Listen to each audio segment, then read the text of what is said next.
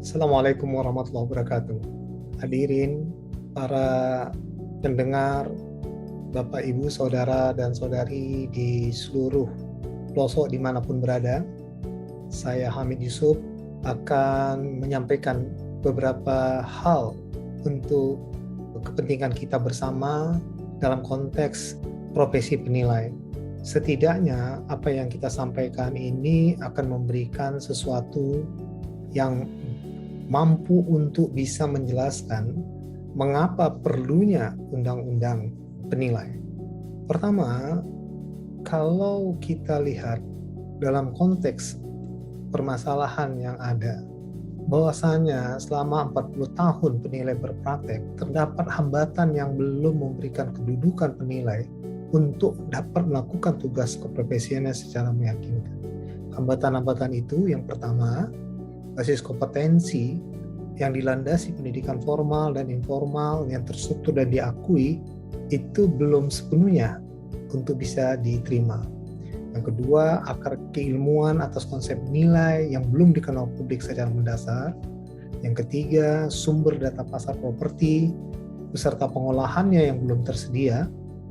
Yang keempat, penilai dalam berpraktek selalu menghadapi posisi yang terbatas dalam mengakses kebutuhan data dan informasi berpraktek. Yang kelima, kedudukan penilai dalam prakteknya selalu lemah karena tidak memiliki payung hukum yang kuat dan kurang terlindungi. Dan yang keenam, publik belum mendapatkan hasil penilaian yang dilindungi oleh payung hukum. Permasalahan ini melahirkan 4 hal mengapa undang-undang penilai itu diperlukan. Yang pertama, potensi nilai yang dihasilkan pada sektor keuangan besarnya signifikan. Setidaknya di sektor pemerintah, di sektor swasta, apakah itu yang dilakukan oleh penilai publik, apakah itu yang dilakukan oleh penilai pemerintah, apakah itu yang dilakukan oleh penilai internal. Setidaknya mencapai 14 sampai 18 ribu triliun. Yang kedua, untuk menopang percepatan visi Indonesia tahun 2045. Setidaknya dibutuhkan 10.000 penilai yang berlisensi dengan pendapatan per kapita yang ingin mencapai 28.000 US dollar dengan jumlah penduduk yang diperkirakan pada tahun 2045 itu mencapai lebih dari 300 juta. Yang ketiga, kita membutuhkan data pasar yang memang terintegrasi dengan sistem. Sehingga pada kondisi data pasar transaksi properti belum tersedia, itu memberikan sesuatu kita tidak pada posisi yang bisa memberikan hasil keyakinan terhadap hasil penilaian.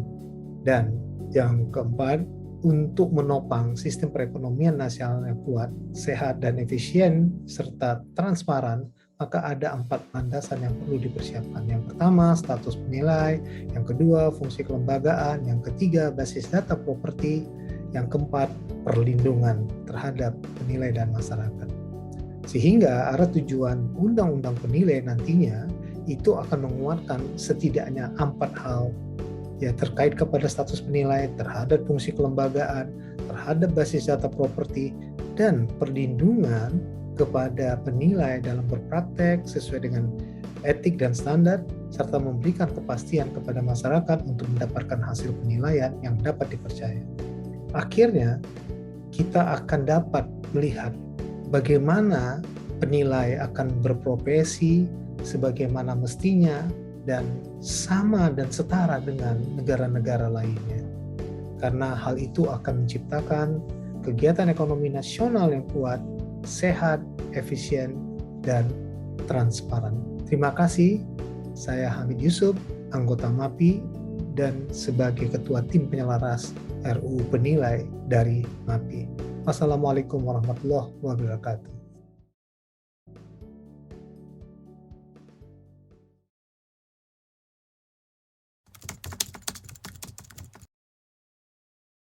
Sangat positif, berikan multiplier effect yang besar, adanya kepastian hukum, ada sistem yang berkembang di masyarakat gitu.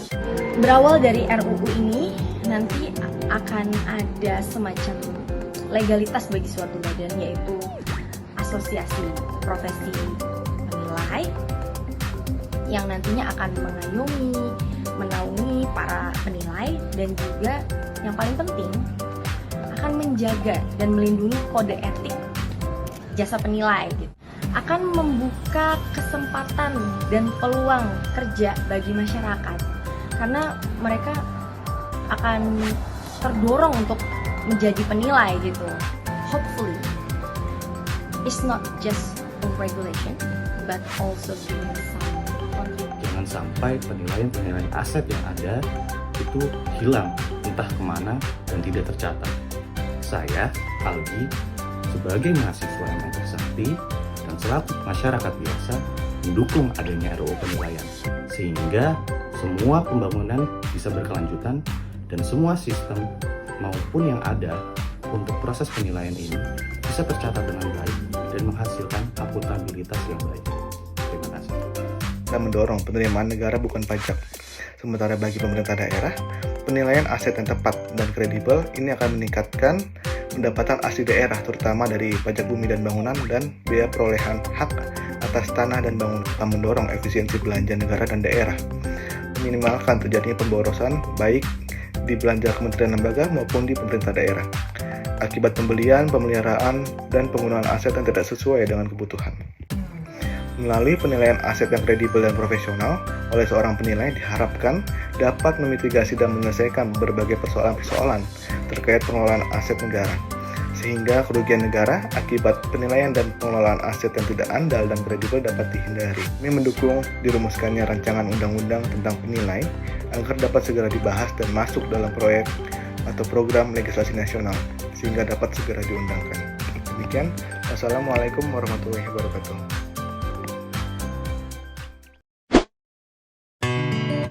Assalamualaikum warahmatullahi wabarakatuh. Saya Dewi Smaragdina sebagai Ketua Dewan Penilai mewakili teman-teman di penilai. Bagaimana kami memerlukan sekali terkait dengan undang-undang penilai. Kebutuhannya itu selain buat penilai sendiri yang saat ini menghadapi beberapa permasalahan. Jadi kami memerlukan kepastian hukum juga tentunya untuk masyarakat secara umum supaya mengetahui apa sih penilai dan bagaimana dan apa yang harus dilakukan oleh seorang penilai.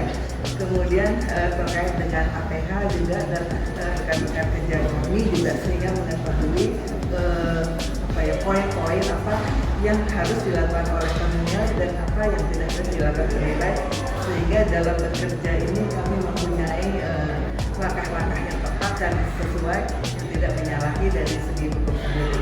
Demikian kami sampaikan. Wassalamualaikum warahmatullahi wabarakatuh.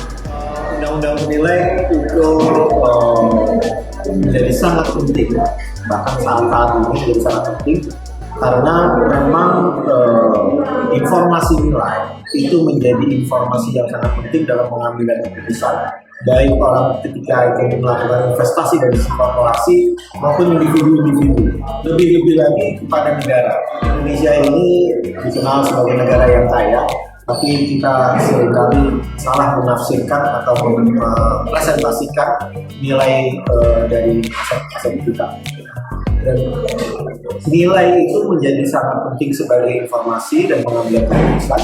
Namun sampai dengan hari ini profesi penilai bahkan di penilaian itu belum ada aturan yang cukup mumpuni untuk bisa melindungi profesi penilai maupun melindungi masyarakat sebagai pengguna jasa penilai, yaitu kita memerlukan undang-undang. Sampai hari ini ketentuan yang ada paling tinggi cuma peraturan menteri keuangan, sehingga tidak bisa cukup melindungi bagi masyarakat maupun profesi penilai. Jadi kami sangat berharap di masa yang dekat ini kita bisa mendapatkan satu ketentuan aturan undang-undang penilai yang bisa melindungi penilai sekaligus juga bisa melindungi masyarakat pengguna jasa penilai. Terima kasih.